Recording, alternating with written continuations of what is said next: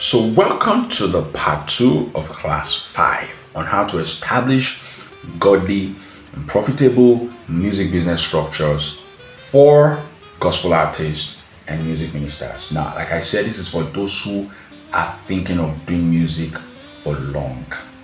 Now, how do you want to last in music? One thing you need to do is that you need to define exactly what you are doing in music, who your audience is, what your sound is. It's one of the things that I want you to learn a lot from record labels, be it gospel or secular. There are many things that you can learn from them, right? We also saw how there was a time when this guy Ashake was signed under a label, and there was a way he dressed, there was a way he looked, and when he was done with that label, he changed his look. You see, because everything about you as an artist is a brand, is preaching a message. The pictures you take, the way you dress, all those things must speak to your music. So one thing I'm going to tell you is that, number one, as a music minister, what is your message? What is your brand? What is your sound? What is your style? Who are you sent to? What exactly are you called to do? Because we have a lot of people in music ministry who are doing many things just because it's trending. So today they move in this direction, tomorrow they go in this direction. They are following. What are people listening to right now? What's the trending sound? What's in vogue? No, that's not how to last long. If you want to last long, you must know exactly the path that God has set you on and stay on that path for life. So what you now need to do is to keep on improving yourself on that path, keep on expanding, keep on adjusting, keep on tweaking things, but you are definite about exactly where you are heading. That's a structure, and it's part of music business. But you see, people don't think about it that way, because you must be known for something. You must be known for something. Yes, God may now tell you to shift, move to something else along the line. We will know that, and there's even a way to transition from something to another thing. But then it will be obvious to everybody that, okay, this person understands what he or she is doing. So you must know your sound, right? Part of music business is also ensuring that everything about you speaks to what you are called to do, right? So there are things now that at the particular phase in my music ministry, you will not find me doing it, because at that point, the real aim, the real assignment was to teach, to empower people. So you will find me that everything I was talking about, everything I was posting was around that. You will really see my music. Even at a point, my focus was on music teams and choir. So in fact, there are many people that they still believe that the only thing I do is choir, or the only thing I do is teach. This guy is just a music director. They don't see other sides of me, right? And then there are many sides, right? So it's about being specific, knowing exactly the audience that you are called to do, knowing exactly your assignment. Now you begin to build everything around that. You need to begin to build everything around that. So you're asking yourself now, okay, so now that I've identified my niche, now let me now begin to build different streams from it. So you're asking yourself, how will this thing last long? I want to do this thing for 30 years. So that means as innovation is coming, you're also expanding with the innovation. As ideas are coming, you are expanding. You are bringing in new ideas. You are doing new things in that space, within that particular thing you have discovered about yourself. Right? Please note that. Okay, now as you're doing that, one thing you're also doing is that you are enlarging your capacity. You are learning more, so there are more things that you can now do still within that space. Okay, so as you begin to do that, you are creating value. And one thing, like I said, if you listen to the first part, when people see value, they give towards it. They pay for value. So you're asking yourself, okay, so now that I'm creating this music, how is this thing going to be sustained? Now, let's get a little bit deep and spiritual, okay? People say that oh, God told me, God told me not to charge. Now so the charging part simply means that maybe when they get an opportunity, they don't put a fee on it. Okay, they don't say this is how much more. But the truth matter is that people that say they don't charge, they're not also everywhere. So there's a wisdom there. Selah. There's a wisdom there. You will not see them everywhere because they're also noticing places where their value will be reciprocated. Yeah, but okay, pray about it, let God lead you. Fine, okay, someone invited you to Spain. God said you should go, right? Oh yeah, now go. There are some people that if any invitation they get that is outside their country, God is always saying yes. God never says no. But once it is in their country or in one remote place, that's when they will start saying they are not going. And there are also other people that when they ask and they notice that the audience is just 200 people, they will say no. People have asked, is that right? There are some of your top gospel artists that do that. Let's just keep quiet. So the question is that right? Is there a music business principle in that? That you know what? I'm not going to minister in any place where the audience is not up to 1,000. Some people say, no, that's not right. You should go anywhere God has sent you.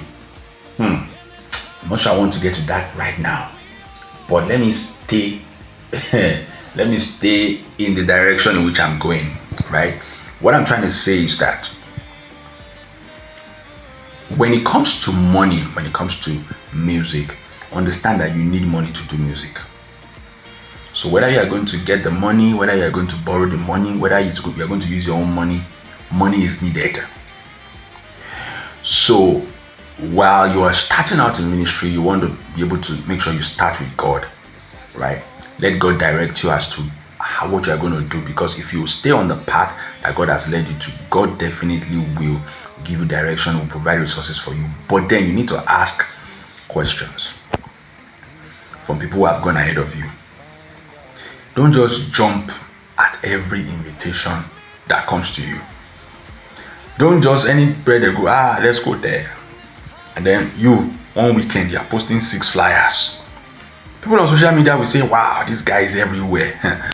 But many people don't know that all those events, many times, people just go back home hungry and hungry. Let artists come. It's just packaging to make you feel like they are working and something is happening. But many a times they go back from those events and they don't know how to eat. The ones that are married don't have anything to go and give back to their spouse at home, right? Because you see, music sometimes can be seen as something that has abstract value, and people at times struggle with how much to pay for it. Somebody will look at it that, okay, so you want to come and sing, so we should pay you 2.5 million to come and worship God. No. So you see that they feel like it is too much. But that same person can pay that 2.5 million for something else, for a car, at least back then when cars were that cheap, right? For a bag, for a shoe, for a wristwatch, they can do it. They can even pay for a trip somewhere, but they don't think that music artist is worth paying 2.5 million to come and spend 15 minutes on stage, because they feel like, what does he want to do? It's not just to sing and play and just lead us to worship God. That's a small thing. But it's not a small thing. But don't let me go to that right now. So you as an artist must now know how to really package yourself, because if you're not careful, you'll be dispersing so much energy, you'll be putting in a lot, and by the time you're not getting anything in return, you're asking yourself, okay, so what next? So one thing you may want to do, for me personally, I don't like talking publicly about this, because I know that people are very sensitive and people can bring so many ideas. I've been in the industry for a while, so I understand how many things work. I know what people say online, and I know the real story behind closed doors. So I usually talk about the details of how to handle money matters in my personal private classes. So I think you want to subscribe to that to get that. I'm just going to give you the general answer here.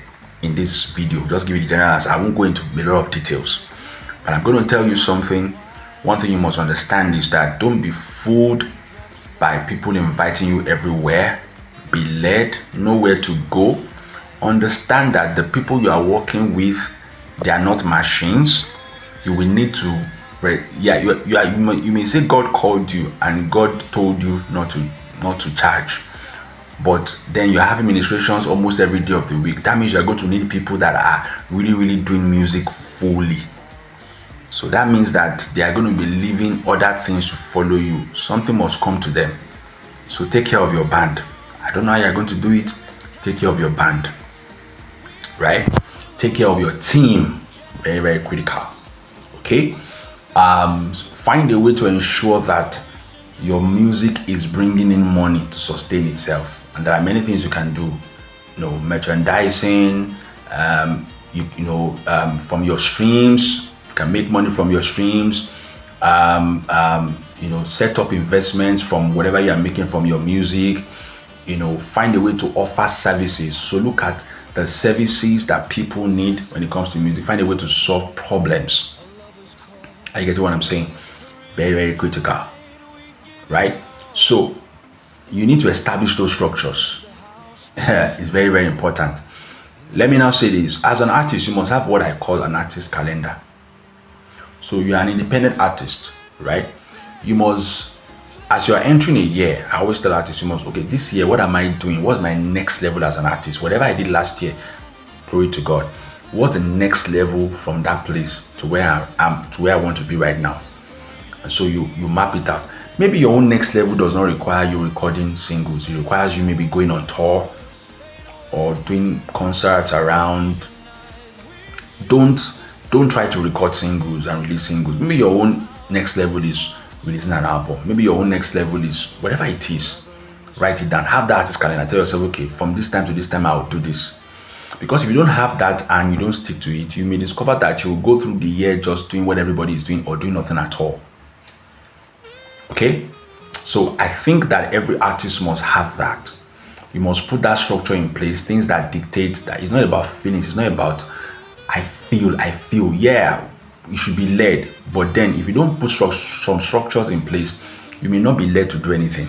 And I know how a lot of believers in music can be. Some people stay 5 years. I'm not led to record a song.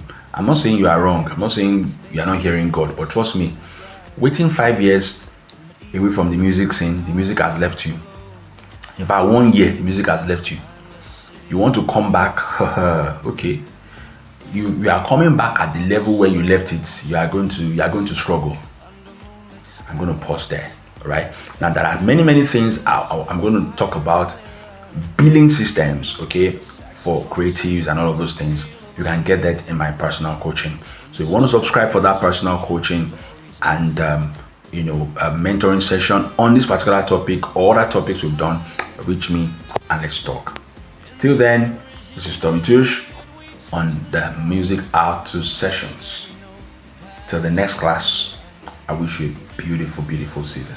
Bye for now.